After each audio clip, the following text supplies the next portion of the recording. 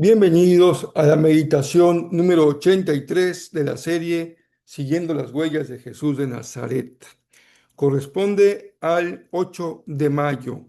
Nuestro texto del día de hoy es Mateo 18, 21 al 35 y Génesis 4, 23 y 24. Jesús y el perdón. Yo soy Rafael Pola. Todos sean muy bienvenidos.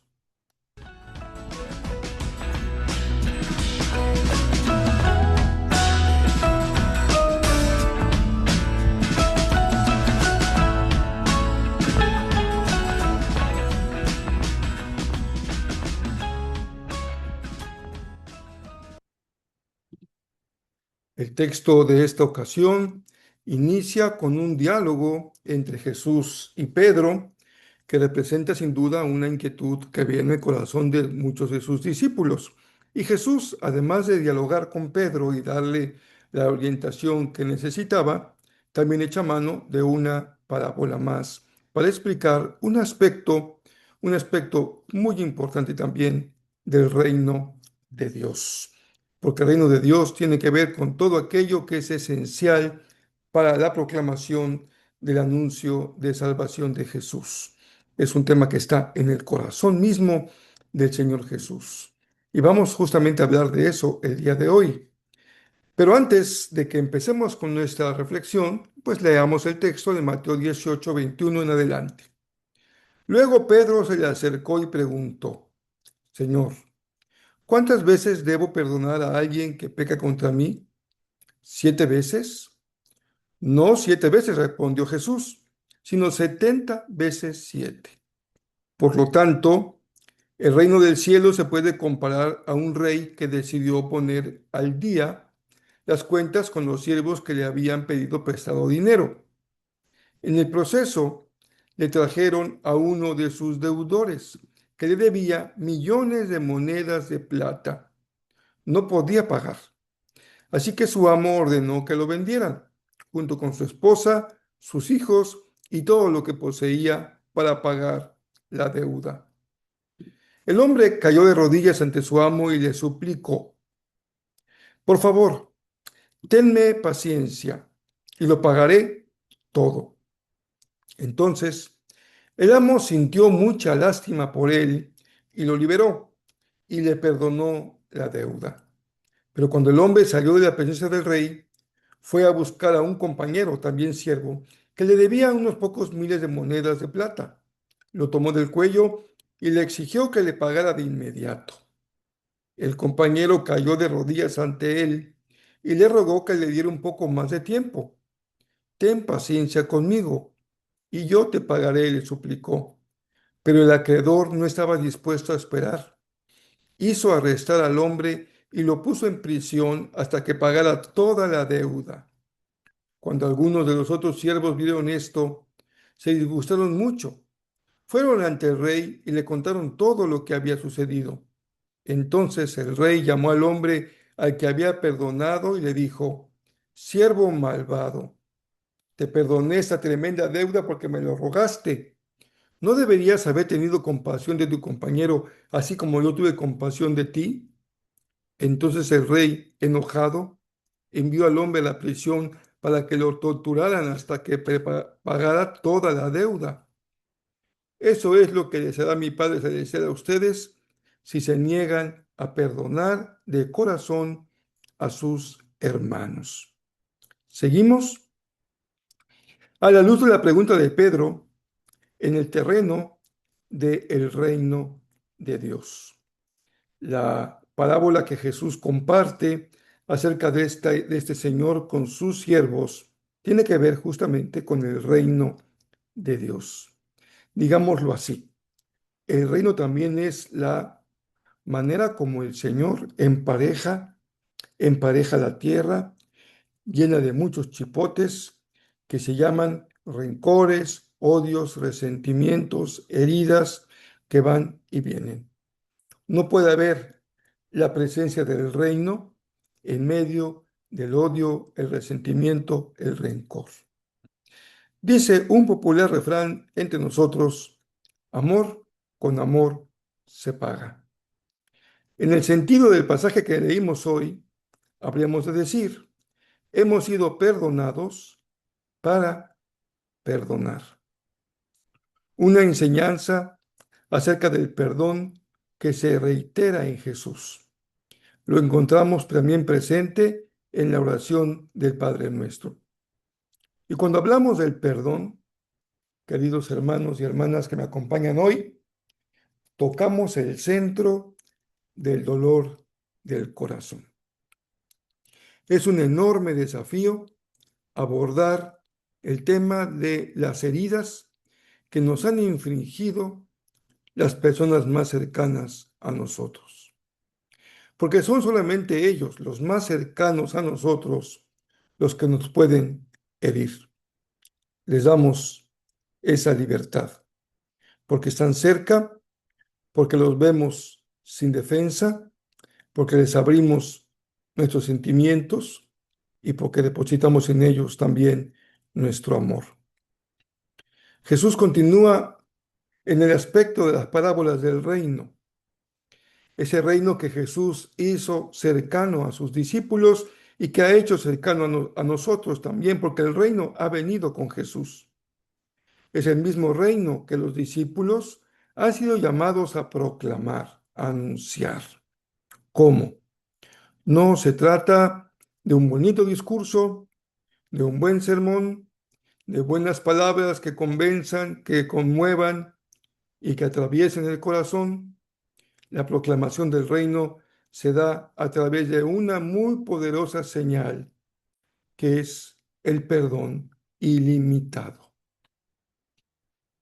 Cuando lo recibimos, el perdón es una enorme bendición. Podemos hacer borrón y cuenta nueva.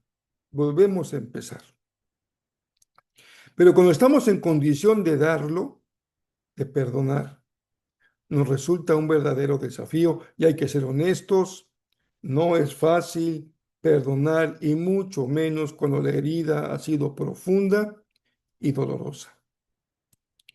Y más aún, el desafío es enorme cuando leemos lo que dice la traducción de la Nueva Traducción Viviente al final del párrafo. Se trata de perdonar de corazón, no de dientes para afuera, no para terminar la conversación, sino para realmente hacerlo de corazón. Jesús pone el perdón en un nivel tal que si alguien se niega a otorgarlo, se las va a ver con el Señor. Entonces se trata de un tema realmente importante. En primer lugar, es importante porque es una característica distintiva de el carácter del Padre. Perdonen la redundancia. Es un rasgo del carácter del Padre. Y por ello es tan importante. En segundo lugar, porque se trata de una señal de la presencia del reino. El reino de Dios es perdón. Si no hay perdón, no ha llegado el reino de Dios. Y en tercer lugar, vean ustedes qué importancia suprema tiene. El perdón fue uno de los motivos del sacrificio de Jesús en la cruz del Calvario. Por el perdón Jesús entregó su vida. Por el perdón Él derramó su sangre y por el perdón Él entregó su cuerpo. Ni más ni menos. Pero hay algunas cosas adicionales que podríamos aportar para hablar del beneficio del perdón. El perdón es lo que hace posible que una relación que sea fracturada se restaure y el corazón herido se sane. Hay dos beneficios adicionales. Tus relaciones fracturadas se pueden restaurar mediante el perdón. Y segundo, tu corazón herido se puede sanar mediante el perdón. Por ello es que se trata de algo realmente importante. Mira, perdonar no es un consejo, no es una sugerencia, ni siquiera es una buena idea. Se trata de que es un fruto que muestra qué tipo de árbol eres. El árbol bueno o el árbol malo se conoce por su fruto. La pregunta es, ¿cómo podrías tener tú el atrevimiento de negarle a otro el perdón que tú recibiste sin merecerlo? ¿Te eriges en un lugar superior a de Dios? Eres un juez aún más exigente, más demandante, que pone al deudor en la cárcel, aunque su deuda sea tan pequeña comparada con la tuya.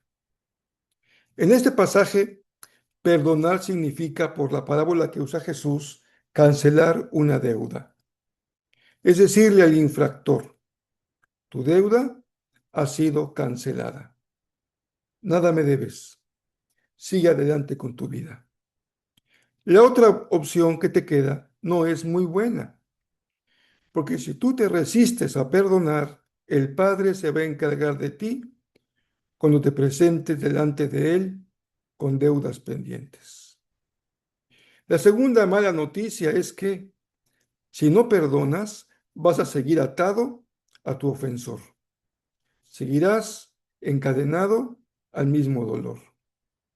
Y en tercer lugar, no es buena noticia, porque si no perdonas, tu corazón se va a enfermar cada vez más. Se endurece y se endurece hasta que se convierte en una piedra y te hace ser capaz de las cosas más crueles que puedas imaginar. Sin embargo, una vez dicho lo que Jesús nos enseñó, la decisión queda en tu corazón. Solamente tú sabes qué vas a hacer con lo que tienes aún pendiente por emparejar en tu territorio. ¿Qué dice Génesis 4, 23 y 24? Es un pasaje un poquito extraño. Se trata de un hombre llamado Lamec. Cierto día, Lamec le dijo a sus esposas, Ada y Sila, oigan mi voz, escúchenme, esposas de Lamec. Maté a un hombre que me atacó, a un joven que me hirió.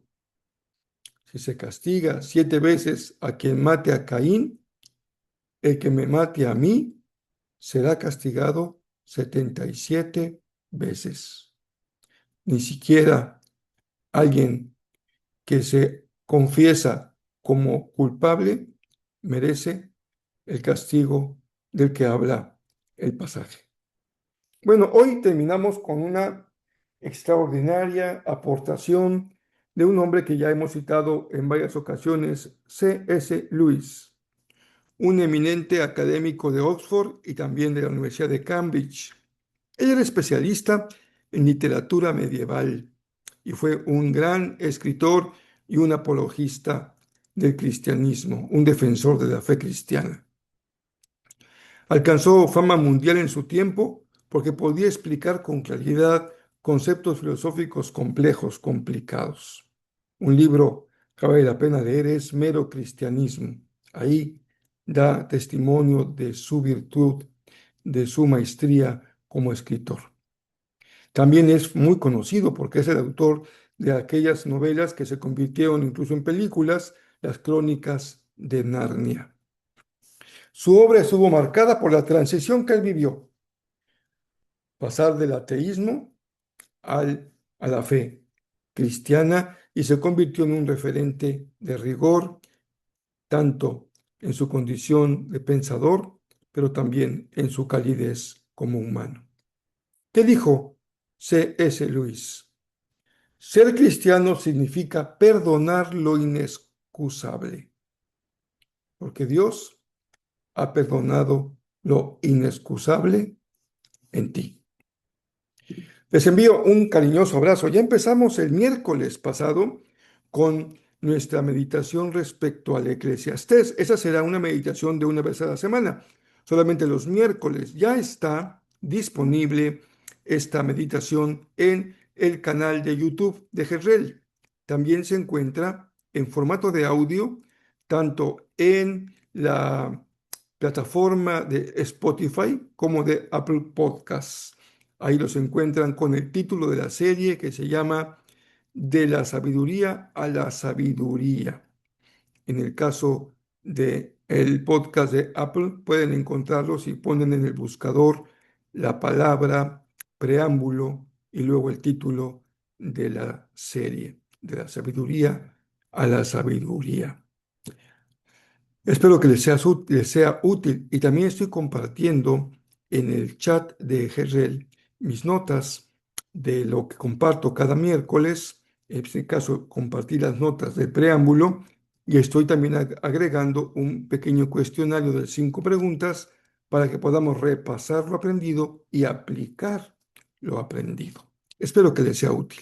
Les mando un abrazo muy cariñoso y por aquí nos encontramos el día de mañana si el Señor nos presta vida.